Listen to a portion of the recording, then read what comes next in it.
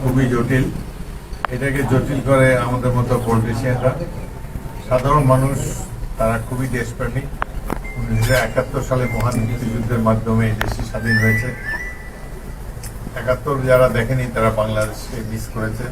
সে সময় জাতি অত্যন্ত দেশপ্রেমিক, ছাত্র যুবক সকল পেশার মানুষ জীবন বাজি রেখে লড়াই করে দেশটা স্বাধীন করেছে। 71-এর যুদ্ধ ছিল মূলত গণতন্ত্রের জন্য যুদ্ধ, কিন্তু স্বাধীনতা লাভের অব্যবহিত পরেই দেখা যায় যে দেশ থেকে গণতন্ত্র বিদায় নিয়ে গেল। এই দেশে একদলীয় শাসনও আমরা দেখেছি, সামরিক একনায়কও দেখেছি। আবারও গত 16-17 বছরে নির্বাচনের নামে কতগুলো প্রহসন মঞ্চস্থ হয়েছে। আমি নিজেই 2018 প্রার্থী হিসেবে ঢাকা থেকে যখন আমার নির্বাচনী এলাকায় গেলাম, আমার বাসভবনে যাওয়ার পর বাড়িটা পুলিশে ঘিরে রেখেছে। 16 দিনের ঘর থেকে বেরোতে পারি এবং সেখান থেকে সন্ত্রাসী নির্বাচিত হয়ে গেল। এইভাবে বাংলাদেশকে গণতন্ত্রকে ঝেঁটিয়ে বিদায় করা হয়েছে।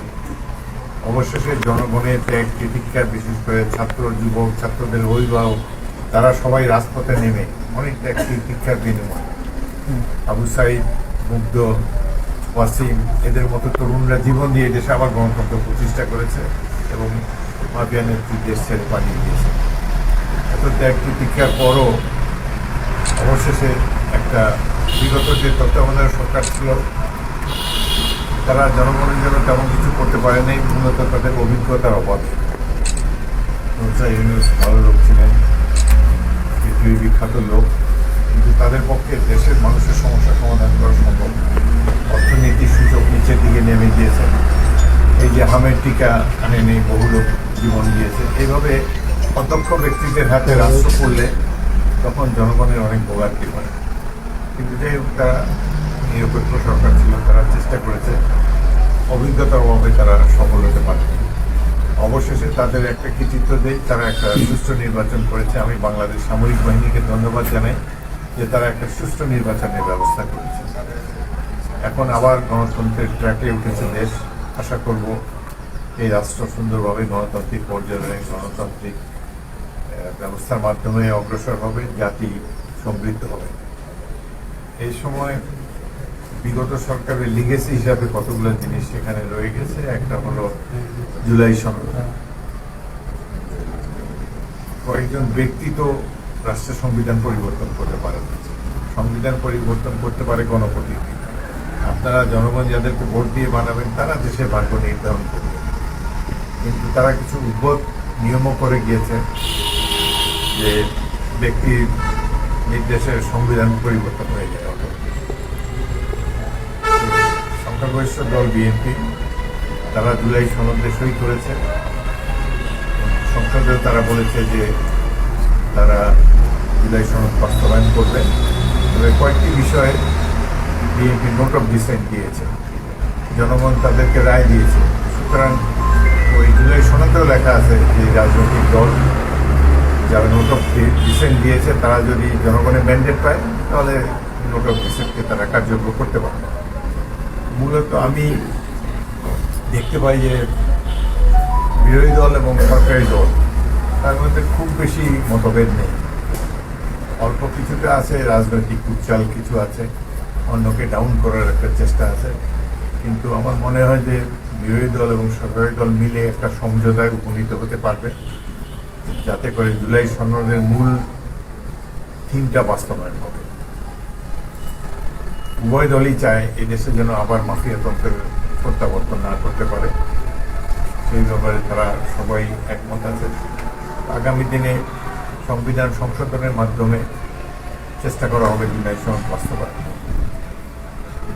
দেশে যেহেতু নির্বাচিত সরকার আছে, নির্বাচিত জনপ্রতিনিধি আছে, তাদের এই অধিকার আছে সংবিধান সংশোধন করার, অন্য কারোর অধিকার নেই। তার মধ্যে জনগণ স্পষ্ট ম্যান্ডেট দিয়েছে কয়েকটি বিষয়।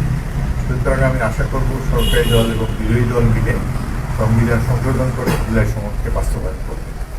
স্যার, একটা বিষয় হচ্ছে যে আপনি সংসদ সদস্যরা যখন এইসব দাবি তুলবে, এইসব ব্যাপারে নোটিশ দেবে, সেটাকে সমর্থন জানিয়ে সেটিকে যাতে সংসদ গ্রহণ করে, সেই জন্য আমি সাংবিধানিক প্রক্রিয়া অনুসারে, সংসদীয় রীতিনীতি অনুসারে জাতির এই সমস্যাগুলো সমাধান করার জন্য চেষ্টা করব সংসদ সদস্যদের সহযোগিতার মাধ্যমে।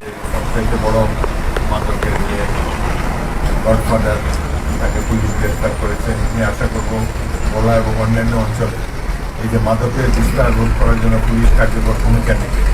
যে ব্যাপারে ভোলার সুপার তারা এই ব্যাপারে ব্যবস্থা নেবে। এই মাদক সর্বগ্রাসী একটি ব্যাধি, এটি আমাদের জাতির সাথে ডিল করা উচিত। এবং আপনারা যারা মিডিয়া প্রতিনিধি আছেন, আপনারা আপনাদের স্টুডেন্ট এখনই এর মাধ্যমে জনগণকে আরও সচেতন করার ব্যাপারে উদ্যোগ নেবেন, যাতে করে জনগণের সহানুভূতি যেন এদের প্রতি না থাকে।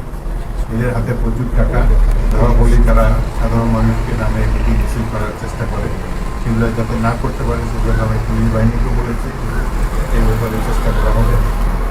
এবং ভোলার যে আমরা ইতিমধ্যে সংসদের প্রধানমন্ত্রী বলেছেন বা বরিশালের এখানে বলেছেন যে ভোলা বরিশাল সেতু তিনি চেষ্টা করবেন। আমরা সর্বাত্মক চেষ্টা করব। স্পিকারের কোনো ক্ষমতা নেই, তবুও আমরা সংসদ সদস্য মন্ত্রী তাদেরকে ইনফ্লুয়েন্স করতে পারবো যে আপনারা ভোলা দেশের অত্যন্ত সমৃদ্ধ একটি জেলা, এখানে গ্যাসের সবচেয়ে বড় রিজার্ভ এখানে রয়েছে।